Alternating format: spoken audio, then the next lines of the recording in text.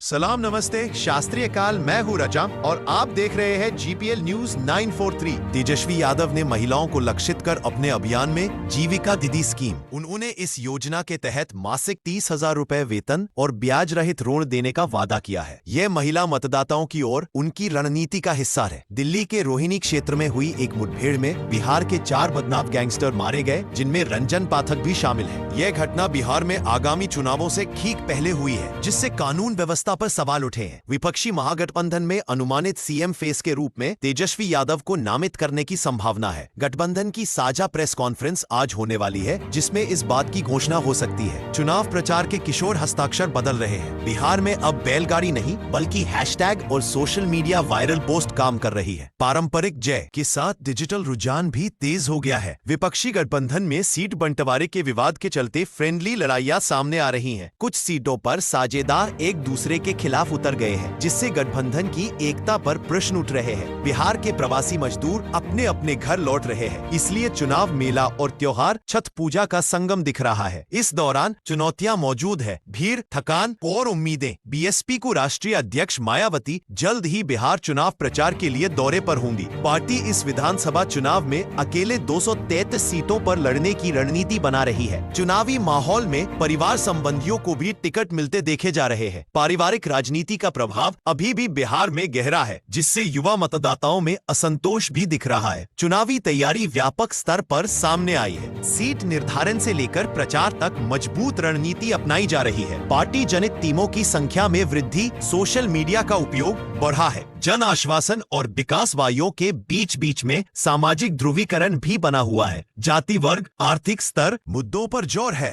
सामाजिक विज्ञानियों का कहना है कि ये चुनाव पुराने पैटर्न से हट सकते हैं। बिहार में 2 इंजन सरकार और पूर्व सरकार की तुलना चुनावी बहस का हिस्सा बनी हुई है। विकासवाद की दुहाई देते हुए विरोध पक्ष ने पुराने शासनकाल को जंगल राज से जोड़ा है। घर घर चाय दुकानों से लेकर सोशल मंचों तक बिहार की राजनीतिक चर्चा देखी जा रही है। पंजाब एम्प्लॉयर इलाके में भी बिहार विषय पर गर्म चर्चा हो रही है, जिससे प्रवासी मतदाताओं की भूमिका उजागर हुई है। छात्र छात्राओं के लिए स्कूलों की छुट्टियां घोषित की गई हैं। बिहार में दिवाली और छठ पूजा को ध्यान में रखते हुए स्कूली छुट्टियों की अवधि बढ़ाई गई है। शाह, मोदी जैसे बड़े नेता बिहार चुनाव से पूर्व महासमूर रैलियों के लिए आने जाने की तैयारी में है, जिससे राज्य में राजनीतिक हलचल तेज हुई है और चुनावी गतिविधियां ऊंचे पंख फैलाने लगी है।